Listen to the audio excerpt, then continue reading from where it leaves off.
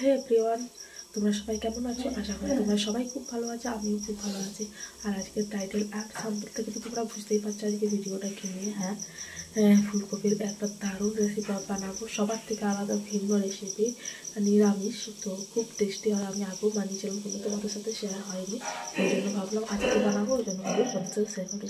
তো এই রেসিপিটা বানানোর জন্য আমি কিছু জিনিস ভেজাচ্ছিলাম, তো চলো কী কী জিনিস ভেজাচ্ছিলাম আর রেসিপিটা বানানোর জন্য কী লাগবে চলো তোমাদেরকে দেখিয়ে দিই। দেখো, এটা হচ্ছে সাদা তিল, এখানে সাদা তিল নিয়েছি আর কয়েকটা কাজু বাদাম, ব্যাস এই দুটো জিনিস হলেই হয়ে যাবে। আর এখানে এই ডালের জন্য মুসুর, তো এগুলো ভেজাবো যাতে ভালোভাবে পেস্ট করা যায়।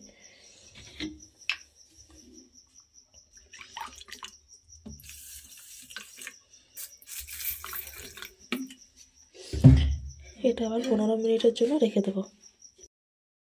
তো এই রেসিপিটা বানানোর জন্য আমার লাগবে মেন যে উপকরণটা, সেটা হলো ফুলকপি। তো ফুলকপিটা এরকম আমি ডুমো ডুমো করে কেটে নিয়েছি।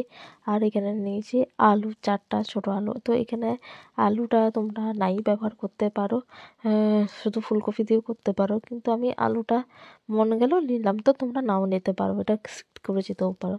তো এগুলো এবারে ভালো করে ধুয়ে নেব ভালো করে, তারপরে একটু হালকা ফোটাবো 50% মতন জলে ফুলকপিটা আমি মানে ভাপ দেবো, সেদ্ধ নয় ভাপ দেবো।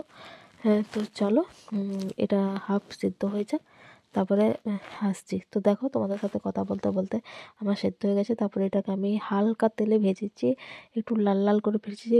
আর এই ফুলকপিটাতে আমি বলে দিই, কোনো হলুদ অ্যাড করা চলবে না। তো হলুদ দেবো না, কারণ এখানে কাজু বাদাম বাটা আর দেবো, তো ওই জন্য এটা একটু সাদা সাদাই হবে। আর এই যে এখানে সবগুলো আমি পেস্ট করে নিয়েছি, সাদা তিল, কাজু বাদাম, আর এখানে নিয়েছি আদা, জিরা, লঙ্কা, টমেটো। তো এই রেসিপিটা বানানোর জন্য এটা নেবো, আর সাথে ডাল করব। তো দেখো, সেই কড়াটাতে আরও একটু তেল দিয়ে সামান্য জিরে আর একটা শুকনো লঙ্কা দিয়ে এটা আমি একটু ভালোভাবে গরম হতে দেবো। তারপরে দেখো, আদা যে জিরে বাটাটা ছিল সেটা দিয়ে, টমেটো দিয়ে, আলু দিয়ে ভালোক্ষণ কষিয়ে নেবো যতক্ষণ না টমেটোটা তোমার সেদ্ধ হচ্ছে। তো আর টমেটোটা যাতে সেদ্ধ হয়ে যায় তার সাথে তুমি কিন্তু 1 চামচের মতন আমি অ্যাড করে দিচ্ছি লবণ, কারণ লবণ অ্যাড করে দিলে না টমেটো তাড়াতাড়ি সেদ্ধ হয়ে যায়। তো দেখো, তোমাদের সাথে কথা বলতে বলতে সেদ্ধ হয়ে গেছে টমেটো খুব ভালোভাবে। তো এবারে দিয়ে দেবো তোমার লঙ্কা গুঁড়ো।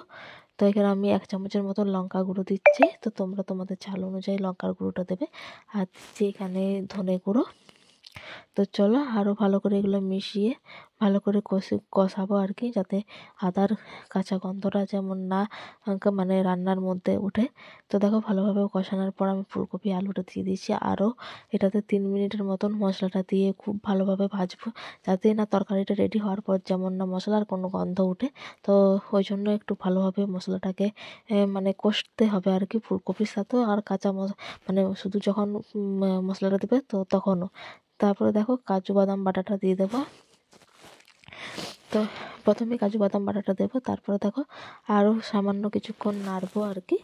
তো নাড়াচাড়া করার পর তোমার দেবো, তোমার ওই সাদা তিল যেটা আছে তো সেটা অ্যাড করবো, এই যে। তো দেখো, সাদা তিলটা অ্যাড করবো। তো এটা অ্যাড করার পর আর বেশিক্ষণ নাড়ার দরকার নেই, কিছুক্ষণ নাড়াচাড়া করলেই হয়ে যাবে তোমার। তো দেখো, রান্নাটা প্রায় হয়েই এসছে। তো এক হাতে ফোন আর এক হাতে রান্না করছে, ওই জন্য একটু অসুবিধা হচ্ছে, তোমরা প্লিজ একটু ম্যানেজ করে নিও।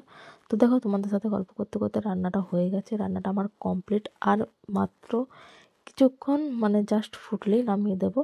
তো রেসিপিটা কেমন লাগলো অবশ্যই নামিও। আর এই রেসিপিটা কিন্তু দারুণ।